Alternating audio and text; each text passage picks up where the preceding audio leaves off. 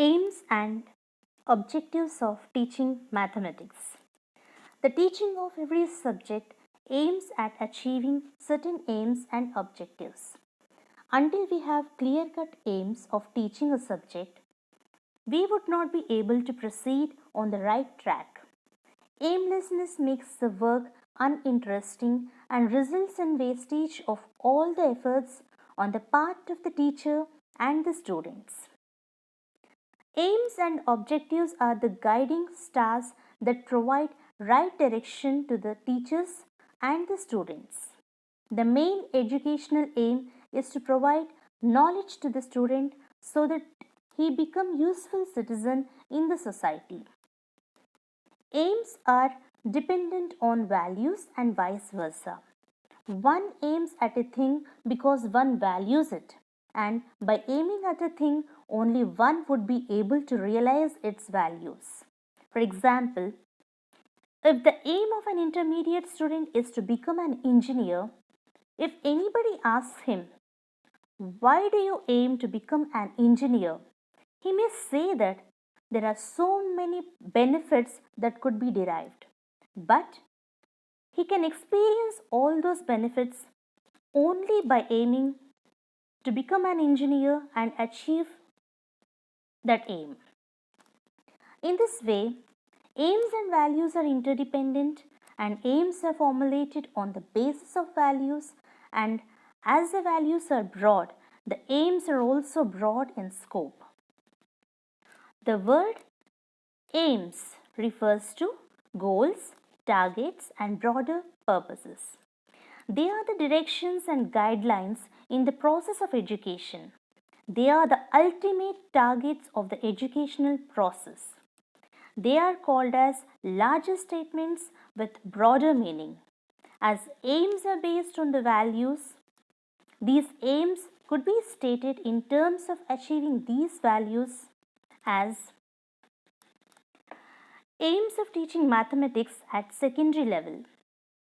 The first one is utilitarian aim, to make the student understand and use the learning of mathematics in their real life.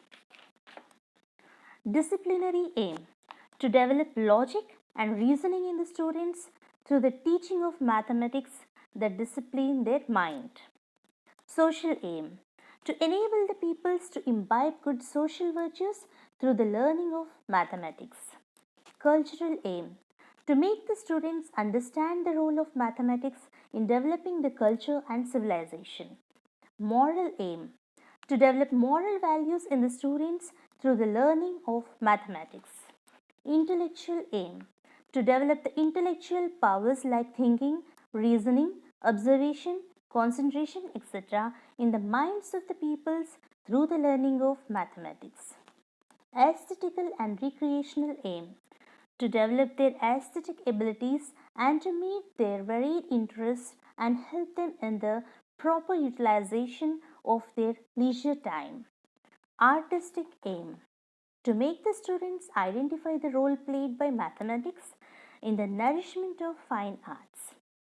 The above broad aims could be restated in simpler terms as to develop in the peoples the ability of solving real life problems, to develop logic, reasoning, and thinking powers in the peoples, to prepare the child to lead a productive, creative, and constructive life, to develop problem solving and computational abilities in the peoples, to prepare the students to take up different vocations, to develop appreciation towards culture and fine arts, to develop the power of expression in the peoples, to prepare them for elementary as well as higher education in sciences, economics, engineering, etc., to develop the habits of concentration, self-reliance, and discovery, to create in the child love of hard work, to enable the peoples to understand and enjoy popular literature, to develop in the peoples a scientific and realistic attitude towards life, to bring about all-round harmonious development of the personality of the child. Aims are of two types: general aims, specific aims. Aims are also divided into two types with respect to the time of attainment: long term aims and short term aims. Aims are like ideals, they need a long term planning. For example, if we take an aim, namely to develop logical thinking in the students, when we observe this aim, it could be clearly understood that the aims are not specific but general and common to all, and they are long term goals. And it is the joint responsibility of many to achieve an aim. Therefore, the subject teacher alone cannot achieve the aims. Hence, they are divided into small parts called as objectives. For example, to develop the knowledge of the operations of union and intersection of sets is an objective which could easily be achieved by the teacher as well as easily be evaluated. Differences between aims and objectives. Aims are the directions in the field of education. Objectives are the end views of the possible achievement. Aims are long-term goals, objectives are short-term goals. Aims are general in nature, objectives are specific. Aims are common to all subjects. Objectives are different for different subjects. Aims are related to the whole education system and whole curriculum. Objectives are related to the portion of the syllabus for daily teaching. Aims are formal, objectives are functional and workable. Achievement of aims require very long period of time. Objectives are immediately attainable. It is the joint responsibility of all the teachers, headmasters, curriculum framers, and textbook writers to achieve an aim. Subject teacher can alone achieve objectives. Meaning of objectives. Objectives are the behavioral changes that are noticeable in the student after the completion of a specific course of instruction. Objectives are the results of learning. Objectives are the end use of the possible achievement. For example, after teaching a topic, volume of a cylinder, the behavioral changes like peoples will recognize the volume of a cylinder, develop good understanding over the topic, and will be able to apply the new knowledge and understanding to real life situation, etc. could be noticed in the peoples. These behavioral changes are nothing but the objectives that are expected by the teacher through the teaching of a particular topic.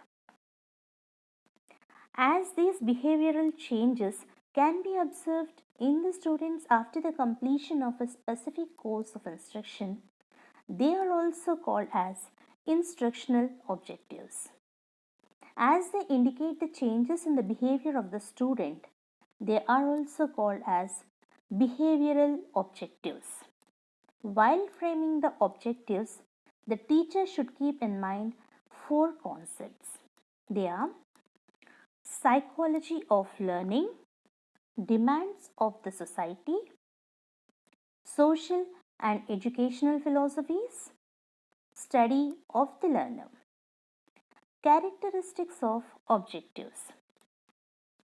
First, suggested the following conditions to be followed in framing the objectives. Objectives should be written in complete sentences. Each objective should contain the content part and the modification part.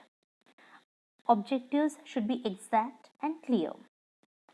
Objectives should be predetermined, observable, achievable, measurable, and should have quality and quantity. They should indicate the changes in the behavior of the students. They should not be confusing and ambiguous. Advantages of objectives. to bring about the desirable changes in the behavior of the peoples. They are helpful in formulating and organizing the teaching learning process. To select suitable content and learning experiences. To help the teacher in selecting suitable teaching strategy. To help the teacher in selecting appropriate teaching learning material for effective teaching. To select appropriate evaluation methods and tools.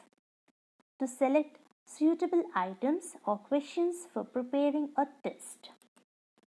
To define clearly the expected behavioral modifications in the students.